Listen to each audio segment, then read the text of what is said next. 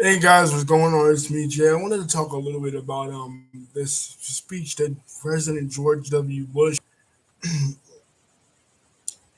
made. Um, Obviously, Bush the son, where he was comparing um, the political extremism that we saw on January the 6th to the political religious extremism that we saw on the September the 11th. When my take on this, what I think about this, what I think about this is he was spot on with this criticism. It is true that plenty of people, you know, the kinds of extremism that bred September the 11th was the exact same kinds of political extremism and that bred January the 6th. January the 6th, of course, the January the 6th insurrection, when it was an insurrection, was born out of frustration with the United States government, frustration by particularly the political right wing, the white supremacists and groups like the Proud Boys and stuff, with the election of Joe Biden, and it did represent a certain level of political extremism, and they resorted to violence. People were killed, people were beaten up, and people were harmed. September the 11th was the exact same thing, but it had religion tied to it. And of course, with September the 11th, not as many, um, with January the 6th, rather, not as many people were killed, harmed, or property destroyed.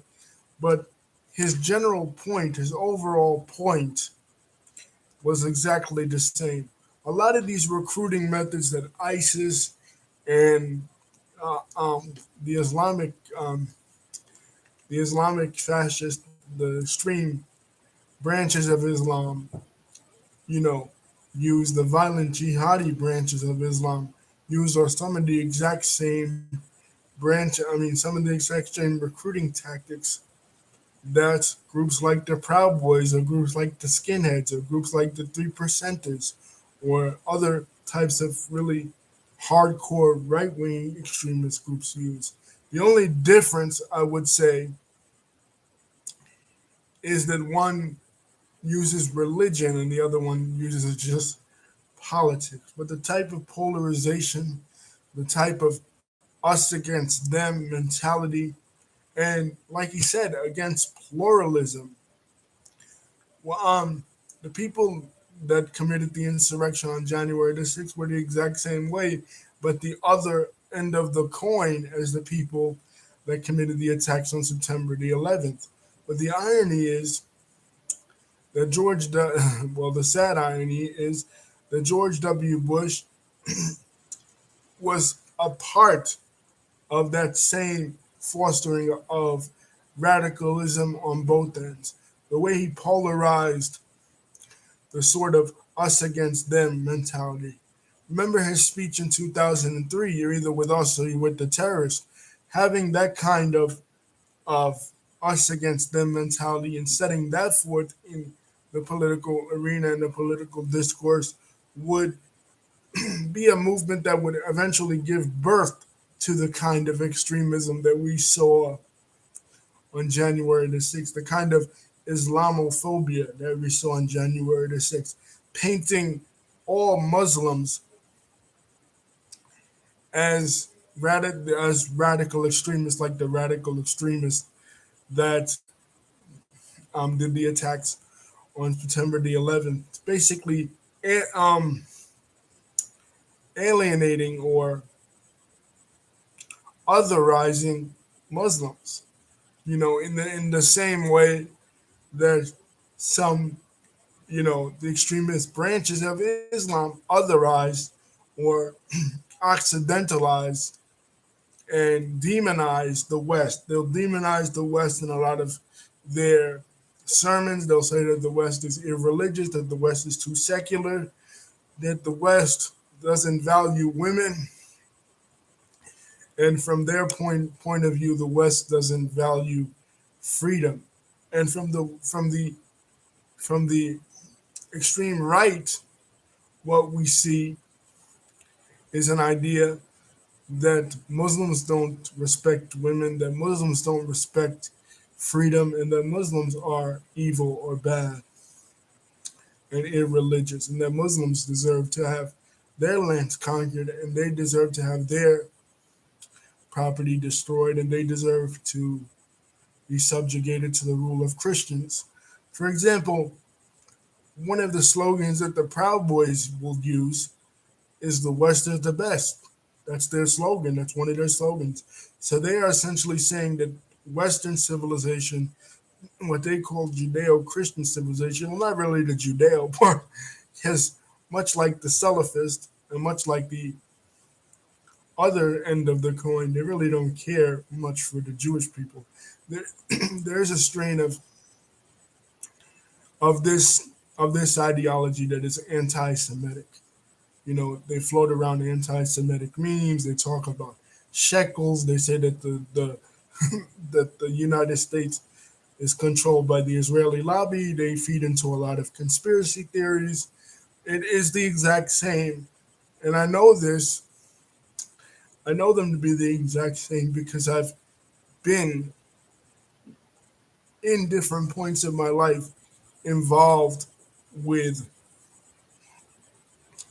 elements, not necessarily the extremist type elements of either party, but I do know that there's a lot of conspiratorial thinking, a lot of us versus them mentality, and a lot of militancy on both sides, and a lot of demonization of on the side of the extreme right, people of color, of immigrants, of minorities, of women, of Jewish people, and on the side of the extreme Islamist, of Shias, of people of other sects of Islam, of Jewish people, of women, of the West, and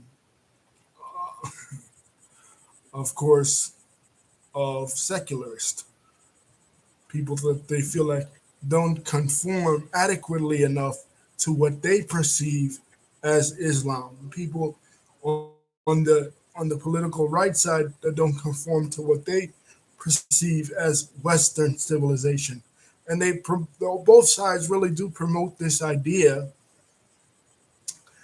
that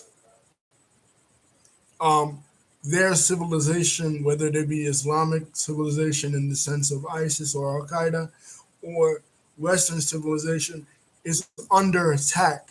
They feel like, oh, well, they must defend their civilization, be it the West or be it the Islamic civilization, from each other. So they feel like it's a zero sum game that you cannot, according to them, you cannot be part of the West and the part of Islam.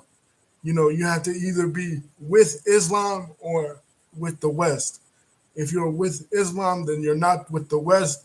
If you're with the West, then you're not part of Islam or part of the Muslim religion. It's a sharp dichotomy with the both of them. They deal in absolutes. And George Bush um, was Bush 43 was exactly like this. You know what I mean? Like he dealt in absolutes. He said either you're with us or you're with the terrorists. So he was feeding into, I feel, at that time anyway, to the political rhetoric of the right wing at that time, which was extremely Islamophobic. You know what I mean? He was in a sense drawing a line in the sand at that time between us and the quote unquote terrorists, you know, by which many people on his end read as not just the terrorists, not just the people that committed the attacks, not just the Salafis, not just the extremists, not just the jihadis, but all Muslims, the entire Muslim world. You know, so for him to come out and say this later, for him to come out and say this now, that he is no longer the president and that he has been surpassed in his unpopularity by somebody in Donald Trump, who is more right wing, who is more anti-Islamic, more Islamophobic in his speech and rhetoric, and who himself came out against President Bush for war crimes and for lying about the war in Iraq and stuff like that.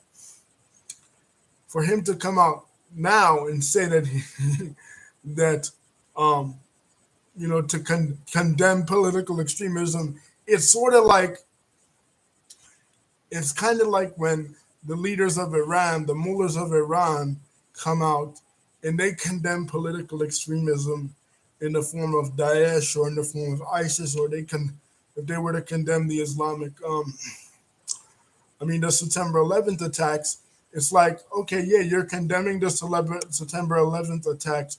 You're condemning what you perceive as Islamic extremism, but yet you're the other end of it.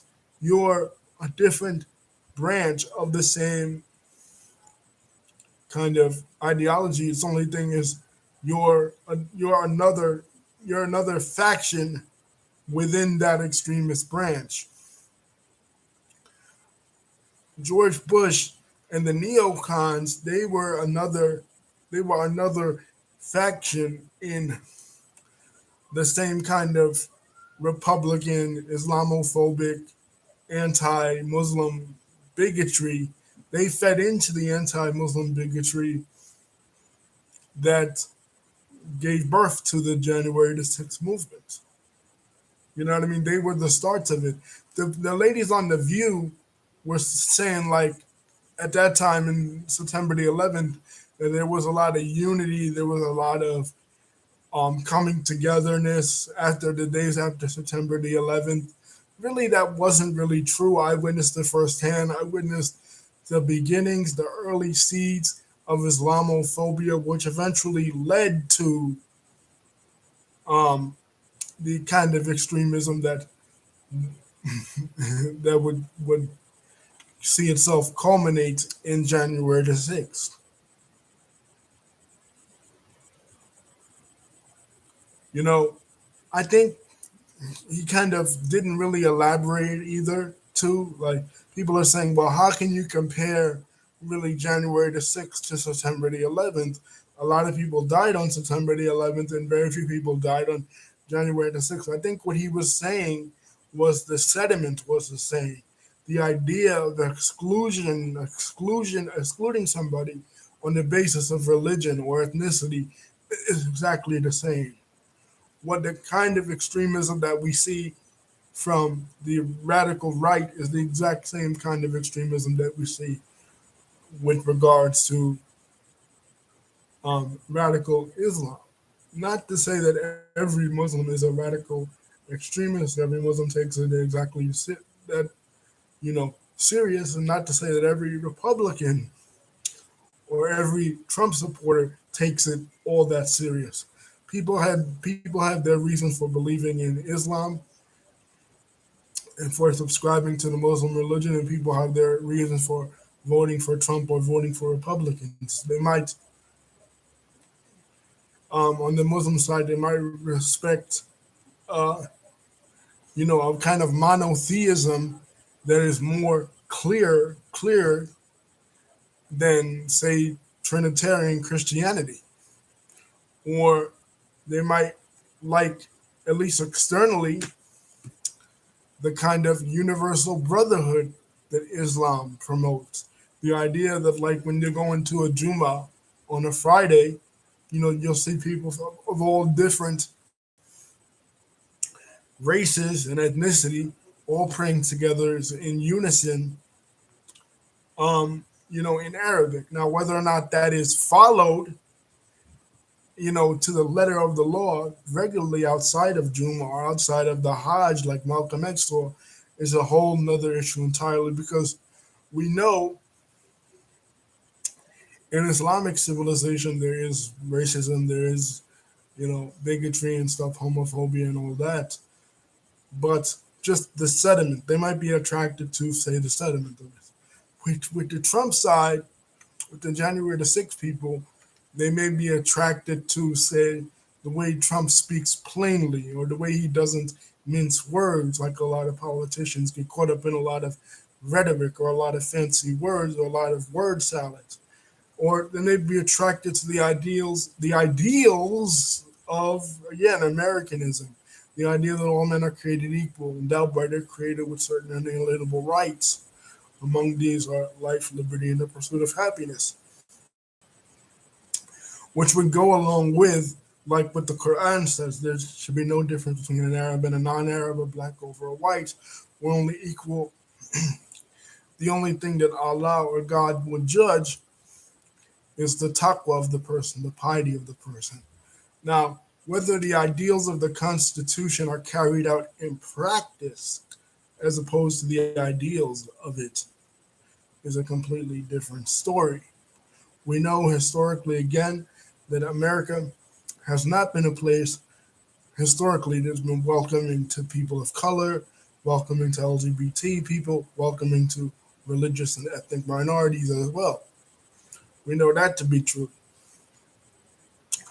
We know that both ideals, while held in high esteem, fall short of actually achieving their objectives in reality. Because in the end of the day, whether it is the Islamic Ummah or the American nation embodied by either the Quran and Hadith or the Constitution, we are all human beings and we all fall short of the idealism which we seek to practice. Even President Bush. But I do agree with him in the sense that it is rooted it is rooted in a kind of exclusionism. It is rooted in a kind of us against them mentality. People are getting all up in arms about it, like, oh, it's not the same thing. Not millions of people died on September the 11th. Nobody died on January the 6th. Yes, nobody died on January the 6th. But first of all, that isn't true. People did die on January the 6th. But I sense the kind of, again, us against them mentality in both ideologies. In the ideology of the people in Al Qaeda and the ideology of the people on January the 6th is, in a sense, the same, because there's no room for flexibility. What did President Bush himself say? You're either with us or you're with the terrorists. What do some of the terrorists, what do some of the Salafists, or some of the really hardcore extremists say? You either a kafir or you're not. It's either the believers or the disbelievers. Just like, basically, if you were to boil it down to a Star Wars metaphor, only a Sith deals in absolutes. And both these groups deal in absolutes. They see they see the world in a very black and white type thing. They see the the Muslim side sees the West as very decadent, as materialistic, as greedy, as selfish, as not a moralistic, not religious. They give the West gives too much leeway to. It seems like, though, the target groups, the groups that really suffer under both these ideologies, are minorities, people that don't fall conveniently to their box, dissenters, LGBT people, Jewish people, and liberal-minded people.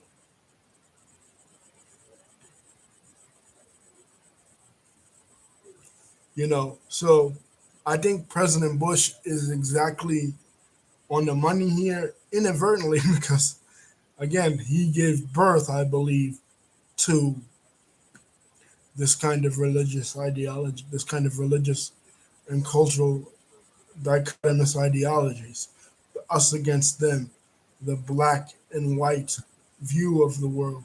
that both these ideologies really subscribe to. You know, they both kind of see the world in that sort of lens. They don't. There's no room in either of these ideologies for um, wiggle. There's no wiggle room in either of these ideologies. Of course, we know that in the American tradition that the January the 6th claim that they represent, there is pluralism, there is high-minded ideals in the Islamic doctrine that the people on September the 11th claim they represent, falsely claim they represent, just like the January the 6th falsely hijacked America's heritage and America's ideals. The people on September the 11th falsely hijacked and distorted the Islamic ideals. We know there is pluralism within Islam, and we know there is pluralism within Americanism. We know there's a lot of hypocrisy within Islam, and we know there's a lot of hypocrisy within Americanism. It is easy for one group of people to point and say, look, you're the bad guys in history. You're the ones that committed all the atrocities. You're the ones that oppressed all the minorities, oppressed all the LGBT people, oppressed all the dissenters. When in reality, they are both a product of human evolution, human culture, and human thought, both Americanism and Islam. And taken to their highest extreme, they can become dangerous